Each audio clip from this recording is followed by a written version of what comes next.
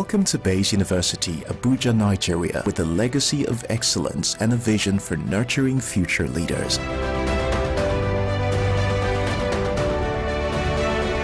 Bayes University is in a league of its own. We're all about our people, processes, and technology. Bayes is one of the highly rated universities in Nigeria in terms of product quality standards. We don't just produce graduates, but groom people into employers of labor. And it has made us understand that learning is all about three things. We learn, we unlearn, and we relearn. Bayes University Hospital offers a range of specialized services equipped with the latest technology, manned by a team of trusted professionals. And now, our vision extends beyond our walls with the Baba Ahmed University in Kano following our lead. Join us at Bayes University and invest in your future today. Bayes University is the institution where you will get the best value for money education in Nigeria. Bayes University. Learn to live.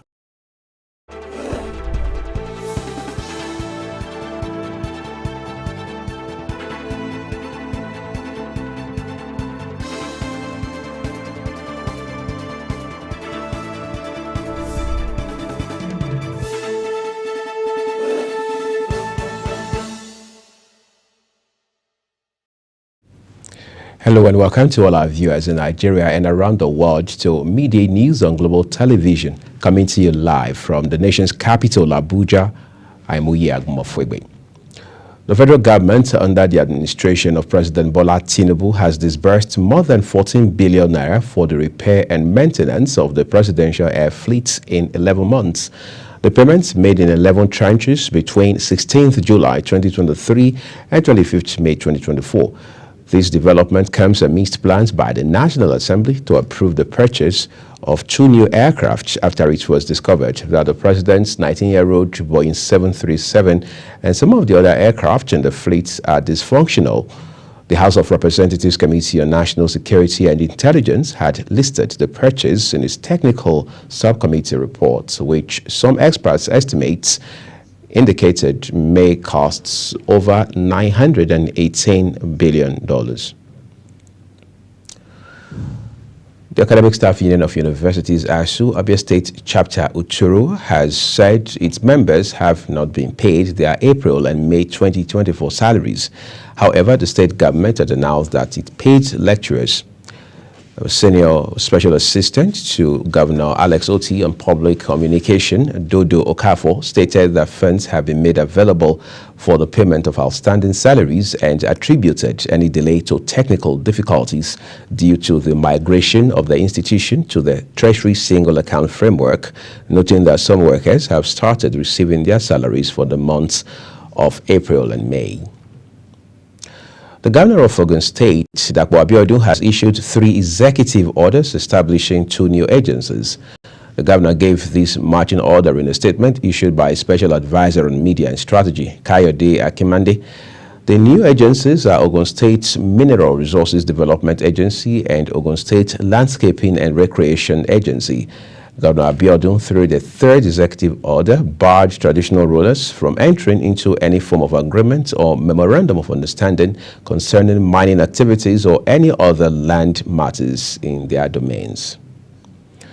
The National Identity Management Commission, NIMC, has confirmed in 2 months Nigerians will begin utilizing the services of the proposed 3-in-1 identity card. The single multi-purpose card will combine multiple functions of identity, financial and social services and will be made available to citizens across the country by August this year.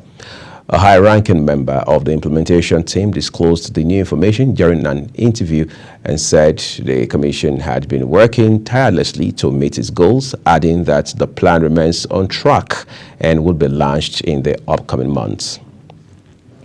Director General of the Nigeria Employers Consultative Agency, Mr. Dewale Oyerinde, has encouraged the federal government to adopt alternative policies to foster growth and development in the private sector. Oyerinde said this during a press conference on the upcoming Nigeria Employers Summit themed Economic Renaissance, Harnessing Government Reforms and Private Sector Agility, scheduled to be held on June 25 to 26, 2024 in Abuja. The NECA DG stated that the new government reforms are impacting national life differently, stating that NECA aimed to facilitate opportunities for government's interaction with organized businesses on these reforms. There has been a fire incident at Christ Embassy Church located in Oregun, Lagos, headed by Pastor Chris Oyakhilome. This is Christ Embassy, Oregun. As you can see,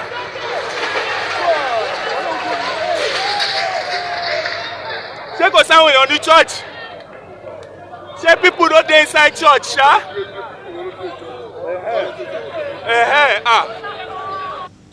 The fire, which reportedly broke out in the early hours of the day, has caused significant damage to the church property, sending shockwaves throughout the community and beyond.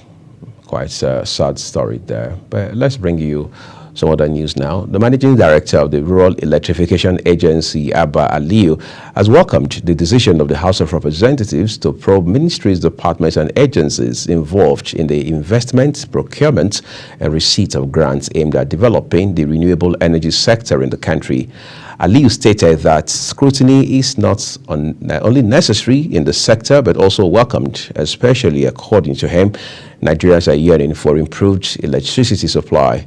It was reported that the lawmaker representing Oshodi Isolo 2 Federal Constituency, Lagos State, Jesse Onwakalusi, had earlier moved for the investigation of the funds totaling $2 billion from 2015 to date.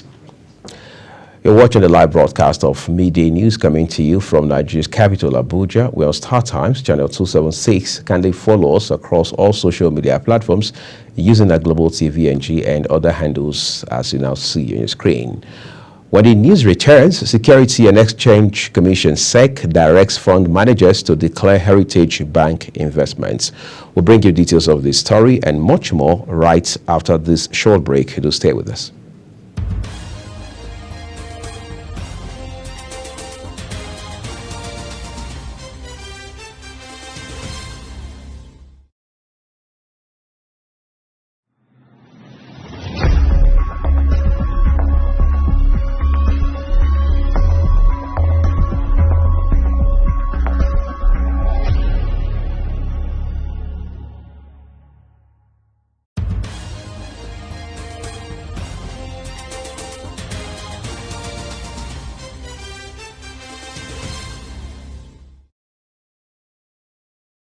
This is Global Television, bringing you live broadcast of the Midday News with Uyi Agmofwewe. We appreciate you for staying with us. On a foreign scene, Israeli Defense Minister Yoav Gallant has headed to Washington to discuss the next phase of the Gaza war and escalating hostilities on the border with Lebanon, where exchanges of fire with Hezbollah have stoked fears of wider conflict.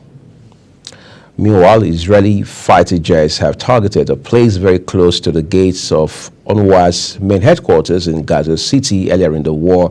The Israeli military stormed these headquarters, even setting the building on fire. After Israeli forces withdrew, the building was turned into an aid warehouse where families used to wait for long hours in order to get parcels of food. Today, it has been targeted again. Casualties are still being reported, and it is working to bring more information on this. In business, the repeated slump in Nigeria's monthly oil output since January 2024 has resulted in a revenue loss of about 636.3 billion naira. Oil production data obtained from a federal government agency indicated that Nigeria produced 1.43 million barrels of crude oil in January this year, but this nosedived to 1.25 million barrels per day last month. Figures obtained from the Nigeria Upstream Petroleum Regulatory Commission showed that while the total volume of crude produced in January was 44.22 million barrels, it dropped to 38.8 million barrels in May. This represents a crude oil production plunge of 5.43 million barrels between January and May this year. That's according to the Commission. The Securities and Exchange Commission, SEC, has instructed all Nigerian fund managers to provide detailed information regarding their exposure to the recently liquidated Heritage Bank. The head of monitoring department of the commission, Tarfa Makir, stated in a signed circular to the President of the Fund Managers Association of Nigeria, dated June 14, 2024, that the Securities and Exchange Commission has demanded comprehensive data on fund managers' investments in Heritage Bank to be submitted no later than June 30, 2024 via email. It also stated that the SEC was particularly concerned about the potential impact on the capital markets and sought to understand the extent of proprietary and client funds tied to the bank. Let's take a look at entertainment now. The legal team of superstar singer Davido has issued a cease and desist letter to Oyindamola Emmanuel, popularly known as Dami Crane, demanding a retraction of a tweet that labeled Davido a murderer and cheats. The letter states that the tweet was defamatory and offensive, as well as Davido now has been charged or convicted of any offense, including murder. The lawyers demanded that Dami Crane delete the tweet and cease defaming Davido within 24 hours of his legal action, including damages and injunctive relief. In the world of sports, World 100-meter champion Sha'Carri Richardson has earned a chance for the Olympic redemption after winning the 100 at the U.S. Athletics Trials, booking hard tickets to the Paris Games. 3 years after a positive marijuana test saw her kicked off the U.S. team for the Tokyo Olympics, Richardson has captured the women's 100 final in a 10.71 second, with Melissa Jefferson second in 10.80 and Toshiwa Terry third in 10.89. Richardson was behind at the start, but surged to the lead in the middle and crossed the final and finished line in this year's world best time with a wind of 0.8 meters in that second. The groups for the FIFA Under-17 Women's World Cup 2024 have been unveiled in Santo Domingo, Dominican Republic. This marks the first time the Dominican Republic will host a FIFA tournament set to take place from October 16 to November 3, 2024. The Flamingos are drawn with the host nation, while Kenya and Zambia are in the Group C and D, respectively. And that's it on the midday news, and it came to you live from Nigeria's capital, Abuja, on Global Television. We're Star Times, channel 276. Kindly follow us across all social media platforms using our Global TV NG and other handles as you now see on your screen. I'm Uyag Mafube, saying a big thank you to you for watching. I'll see you again.